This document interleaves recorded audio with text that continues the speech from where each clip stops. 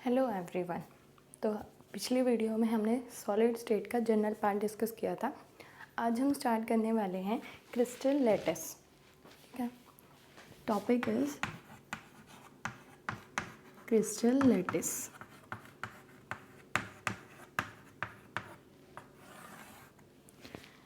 क्या होते हैं क्रिस्टल लैटिस? अगर हमारे पास जो कॉन्स्टिट्यूएंट पार्टिकल्स हैं उनको प्लेन, जो पेपर का प्लेन है उस पर तो हम अरेंज कर सकते हैं, आसानी से ड्रॉ कर सकते हैं। लेकिन अगर हमें उन्हीं पार्टिकल की अरेंजमेंट 3D स्पेस में करनी हो, ठीक है, उन्हीं पार्टिकल की जो अरेंजमेंट है हमें 3 डायमेंशनल स्पेस में करनी हो तो हम क्रिस्टल लैटिस का यूज़ करते हैं। तो वही arrangement of constituent particle in 3 dimensional space is called crystal lattice. और जो हमारे क्रिस्टल लैटिस है छोटी छोटी यूनिट्स को रिपीट करने से मिलके बनता है। उन जो स्मॉलेस्ट यूनिट्स हैं, ठीक है, जो हमारी स्मॉलेस्ट यूनिट होगी उसको हम क्या बोलते हैं? Unit cell. तो क्या होता है यूनिट सेल? यहाँ से एक डेफिनेशन आती है कि वो स्मॉलेस्ट यूनिट जिसको हम बार बार रिपीट कर रहे हैं और जॉइन कर रहे हैं, एक हमें क्रिस्टल लैटिस स्ट्रक्चर मिलती है। ठीक है, उसके बाद जो हमारा क्रिस्टल लैटिस होता है वो होता है हमारा 2 टाइप्स का। लैटिस होता है हमारा 2 टाइप्स का, एक होता है 2 डायमेंशनल, एक होता है हमारा 3 डायमेंशनल। ठीक है, 2 डायमेंशनल के अंदर हम 5 यूनिट सेल पढ़ते हैं, ठीक। लेकिन जो 3 डायमेंशनल है उसके अंदर हम 7 यूनिट सेल पढ़ते हैं। इनका भी हम नाम से डिस्कस करेंगे कि कौन कौन से यूनिट सेल हैं। तो इनके अंदर जो 5 यूनिट सेल हैं जो 2 डायमेंशन में हैं उनको हम प्लेन ऑफ पेपर पे ड्रॉ कर सकते हैं। ठीक है, प्लेन ऑफ पेपर। तो वही पता तो लग रहा है ना कि 2 डायमेंशन कब होता है? जब हम उनको पेपर जो प्लेन ऑफ पेपर है उस पर ड्रॉ कर सकते हैं। 3 डायमेंशन क्या होता है कि इसको ड्रॉ कर पाना बहुत मुश्किल होता है। ठीक है, तो हमने क्रिस्टल लैटिस का यूज़ किया इसको ड्रॉ करने के लिए। तो सबसे पहले जो यूनिट सेल होती है वो क्या होती है? स्मॉलेस्ट यूनिट ऑफ किसकी? क्रिस्टल लैटिस की।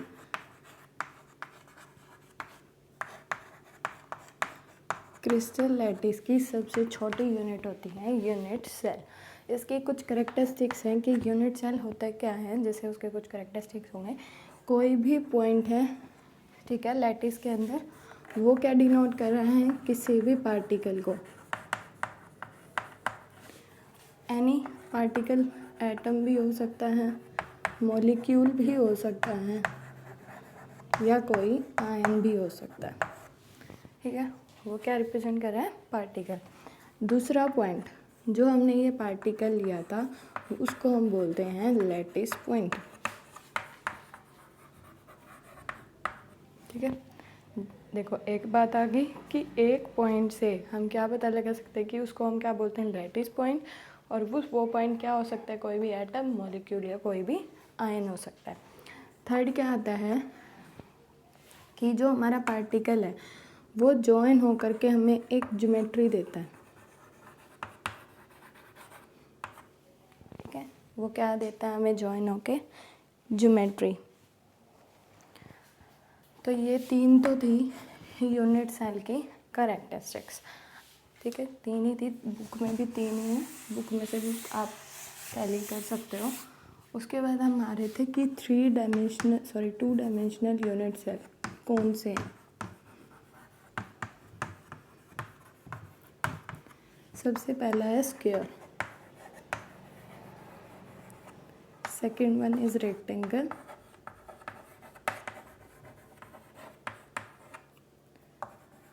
थर्ड पैरेललोग्राम,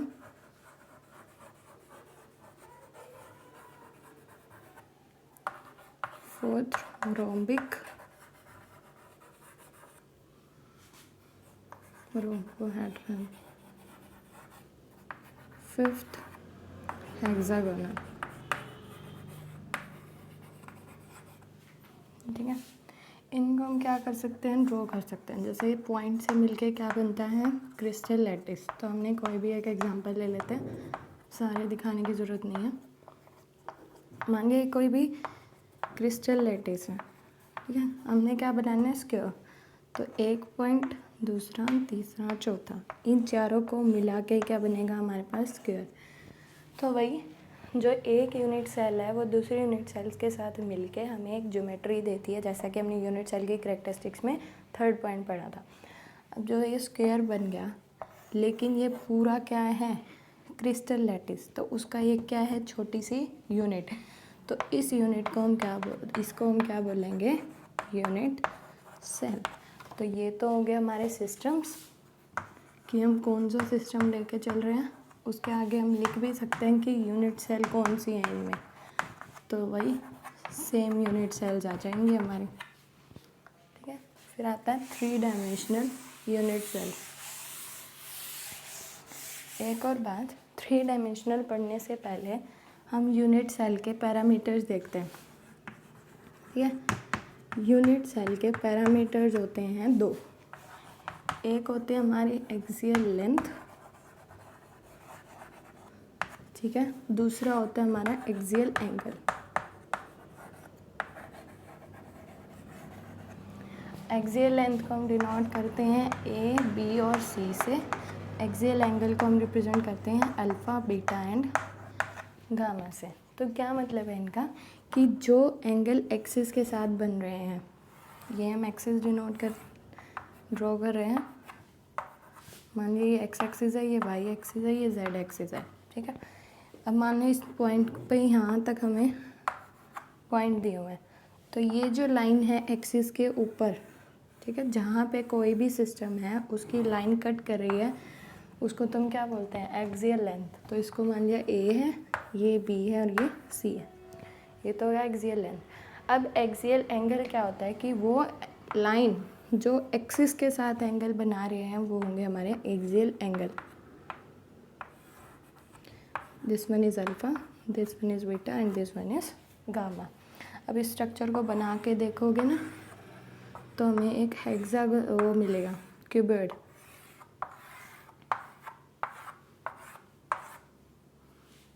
बन गया क्यूब। क्यूब बनने के बाद हमें यही तो पॉइंट मिले कि यहाँ पे कट कर रहा है, यहाँ पे कट कर रहा है। तो ये उसकी लेंथ ही तो है क्यूब की, ठीक है।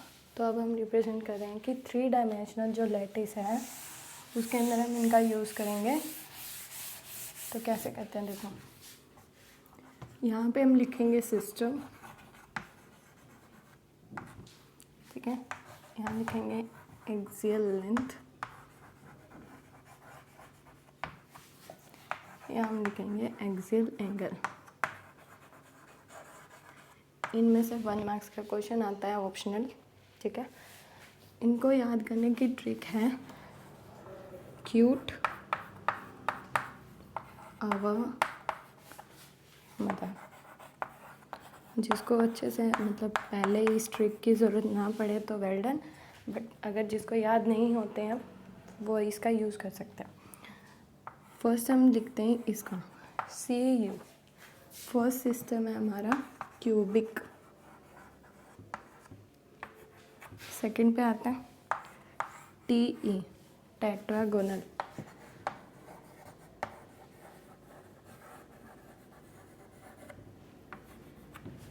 अब इस पूरे का एक बनेगा, ठीक है, ऑर्थोरोम्बिक।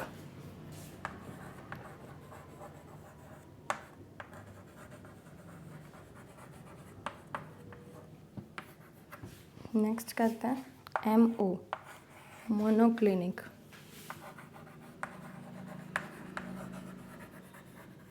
इसको याद करने की ट्रिक बता दूँगा। उसके बाद क्या है T, triclinic.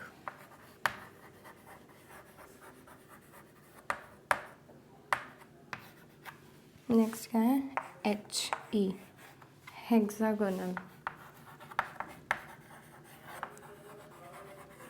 And last one is रोम्बोहेड्रन।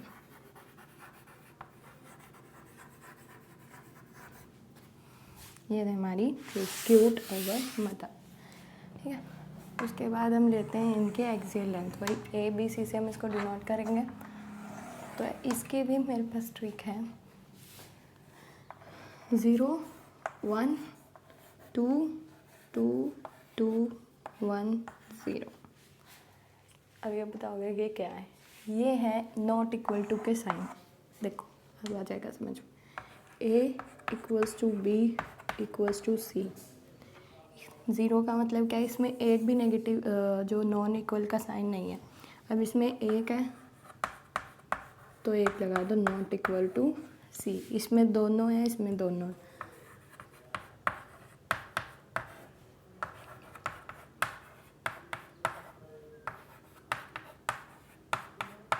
तो तीनों में क्या आ जाएगा? नॉट इक्वल का साइन। अब फिर से एक आ गया तो वही दोबारा से करोगे, नॉट इक्वल टू सी। अब इसमें चाहिए ही नहीं कोई साइन, तो ये हो गया इस साइड से। ठीक है, ये इनको याद करने की ट्रिक है। 0 1 2 2 2 1 0। तो क्या मतलब हुआ इसका कि 0 एक भी नॉन नेगेटिव साइन नहीं आएगा, सॉरी नॉट इक्वल का। इसमें एक आएगा, इसमें 2 2 2 1 0। अब ये याद रखते हैं कि इसमें पहले तीन तो सेम रहेंगे, alpha beta gamma equals to 90 degree, ये भी सेम रहेगा।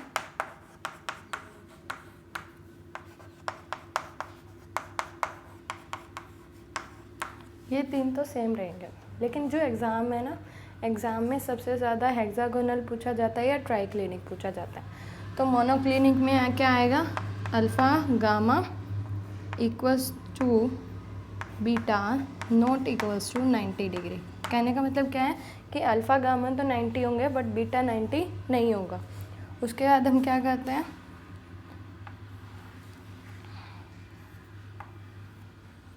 रोम्बोहेड्रन में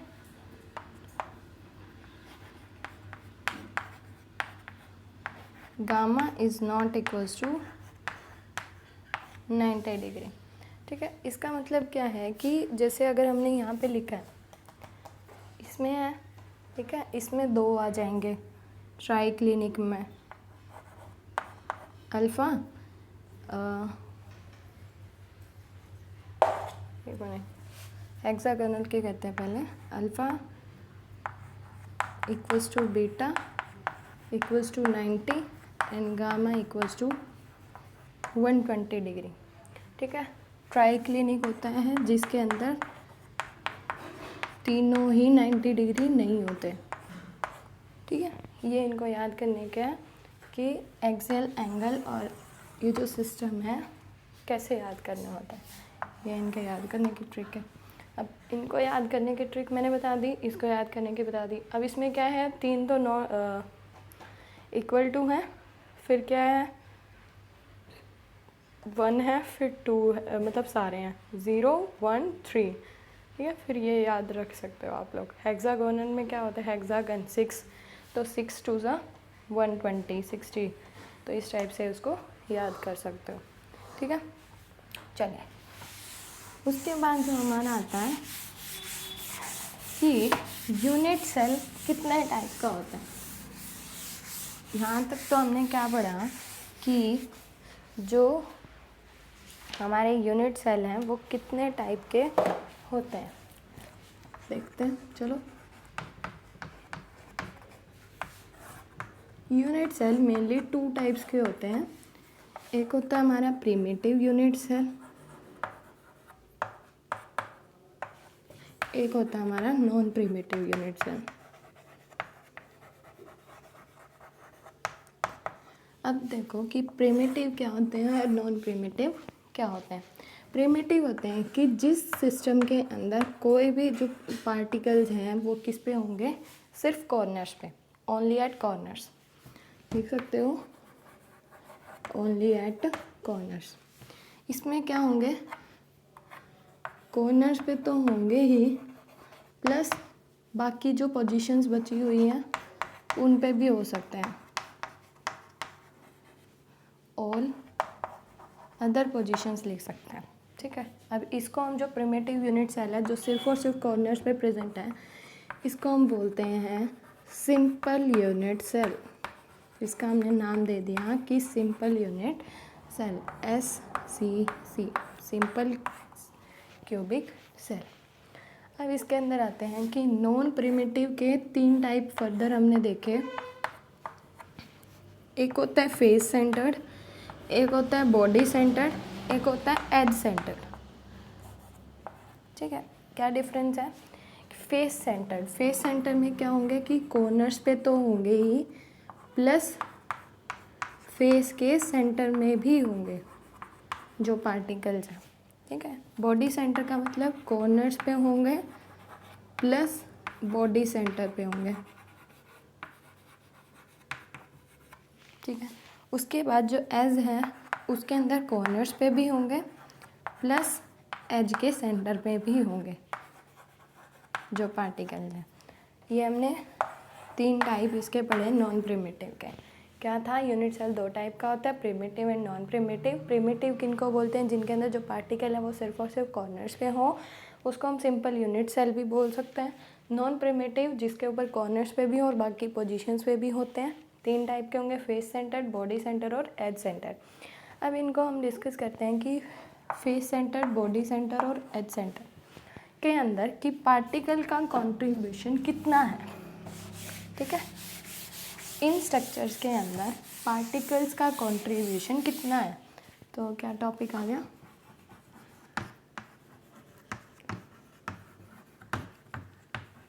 कंट्रीब्यूशन ऑफ पार्टिकल्स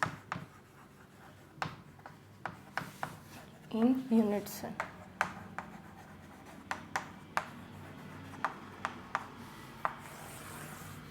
ठीक है, सबसे पहले हम देखते हैं सिंपल क्यूबिक सेल।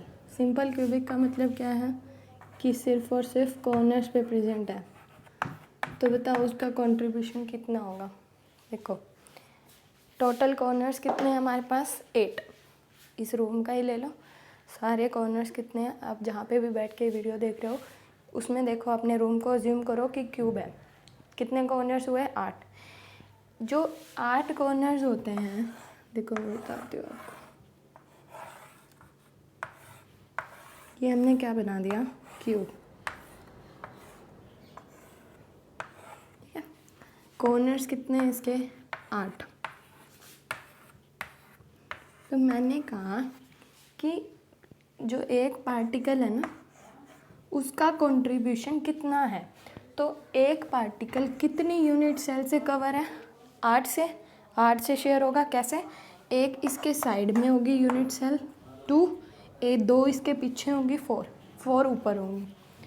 समझ पा रहे हो मैं कैसे बोल रही हूँ? जैसे अगर आपका रूम है, बाई चांस मान लो ये वाला रूम है, इसका सबसे ऊपर वाला हमने कॉर्नर ले लिया, तो 2 तो एक रूम जो आप बैठे हो उसके साइड वाला रूम, ठीक है, 2 हो गए, 2 पीछे हो गए 4 और 4 ऊपर हो गए। तो जो कॉर्नर्स हैं उनका कंट्रीब्यूशन कितना हुआ? कॉर्नर्स होते हैं 8, लेकिन एक कितने से शेयर हो रहा है? 8 से, तो 1/8। अब हम बात करते हैं फेस की, कि फेस के ऊपर कितना कंट्रीब्यूशन है पार्टिकल्स का। ठीक है, अब फेस के ऊपर देखो, फेस कितने हैं? 6। ये हमने फेस ड्रॉ कर लिए कि 6 फेसेस हैं। तो उसके अंदर देखो कि एक फेस, मान लिया ये बोर्ड जिस दीवार पे लगा हुआ उसका हमने सेंटर मान लिया ये वाला है। ठीक है, अब ये देखो कितने से शेयर है यूनिट सेल से? एक जहाँ पे मैं खड़ी हूँ जिस रूम में, वो एक इसके पीछे वाला रूम, तो 2 यूनिट सेल से ही ये शेयर हो रहा है। तो FA जो हमारा फेस सेंटर्ड है उसके कितने हो गए? 2 यूनिट सेल। ठीक है, उसके बाद क्या होगा कि बॉडी सेंटर्ड का कितना कंट्रीब्यूशन है? सेंटर में ही है तो वो 1 यूनिट सेल से ही शेयर्ड हो रहा है। उसके बाद हमारा क्या है? एज। तो एक एज कितने से शेयर हो रही है? 4। अब देखो ऊपर वाली दीवार ले लो हमारी, कितने से शेयर हो रही है? 1, 2, 3 एंड 4। तो 4 यूनिट सेल से वो शेयर हो रही है, तो उसका कंट्रीब्यूशन 1/4 हो गया। इसका हो गया 1/2। 1/1 तो 1 ही होता है। समझ आया कि कैसे निकाला है कंट्रीब्यूशन? कि कॉर्नर्स कितने हैं? 8, लेकिन एक जो कॉर्नर है वो 8 यूनिट सेल शेयर कर रही हैं, तो 1/8 हो गया। फेस कितने होते हैं? जो एक जो पार्टिकल्स हैं वो क्या होंगे? 2 यूनिट सेल से शेयर हो रहा है तो एक का कंट्रीब्यूशन 1/2 हो गया। बॉडी 1 से शेयर हो रही है, एज 1/4 हो गया। अब हम निकालते हैं कि एक जो पार्टिकल हमारा कहीं पे प्रेजेंट है, फेस पे हो, बॉडी पे हो, एज पे हो या कॉर्नर्स पे हो, कि कितने टोटल नंबर ऑफ पार्टिकल्स हमारे प्रेजेंट हैं। ठीक है, तो ये तो हमारा था कंट्रीब्यूशन। अब निकालते हैं calculations of number of particle.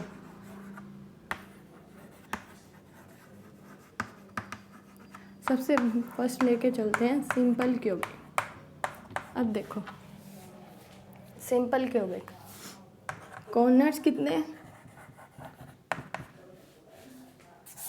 Total number of corners हम लिखते हैं, total number of corners 8, total number of corners particle, ये हम लिख सकते हैं total number of particle at corners. तो कंट्रीब्यूशन कितना है एक पार्टिकल का, कंट्रीब्यूशन ऑफ 1 पार्टिकल, एक पार्टिकल का कितना कंट्रीब्यूशन हुआ 1/8। तो टोटल नंबर ऑफ पार्टिकल्स कितने होंगे सिंपल क्यूबिक यूनिट सेल में, 8 इंटू, तो 8 का कंट्रीब्यूशन कितना हुआ 8 इंटू 1/8, वो क्या हो गया 1। तो जब भी हम सिंपल क्यूबिक की बात करेंगे तो टोटल नंबर ऑफ पार्टिकल कितने होंगे वहाँ पे 1। ठीक है, चलो उसके बाद हम फेस की बात करते हैं, FCC। सेकंड आता है हमारे पास FCC। अब इसके अंदर क्या है कि total number of particles at face कितने होते हैं 6, फेस तो 6 है, sorry total number of face, वही उसमें लिखना था कि टोटल नंबर ऑफ कॉर्नर्स कितने हैं वो लिखते हैं। Total number of face, contribution of each face, एक फेस का कंट्रीब्यूशन कितना है 1/2, तो टोटल नंबर ऑफ पार्टिकल्स कितने हुए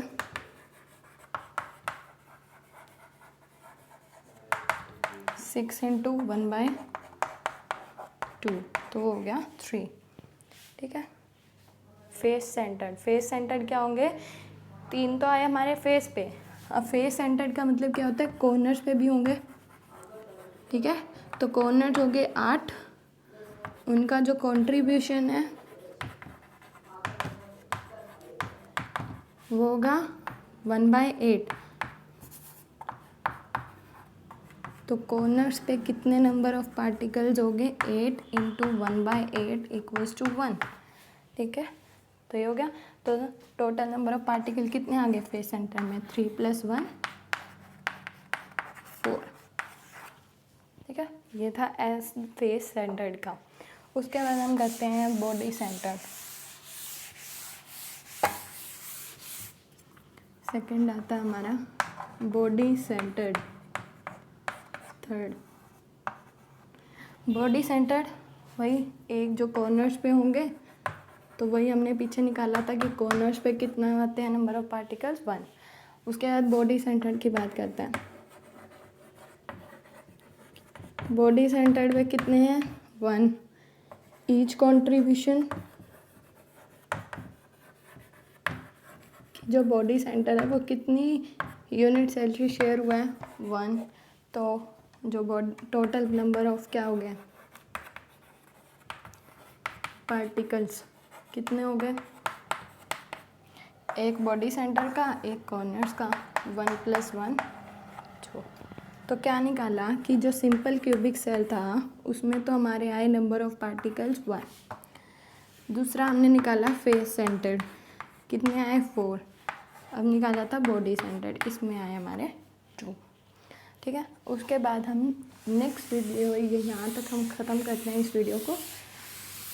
ठीक है, उसके बाद जो हमारा नेक्स्ट टॉपिक स्टार्ट होगा वो होता है इसके पैकेजिंग पे, कि जो ये यूनिट सेल हैं या जो ये पार्टिकल्स हैं उनकी पैकेजिंग कैसे होती है। ठीक है, thank you so much, happy learning.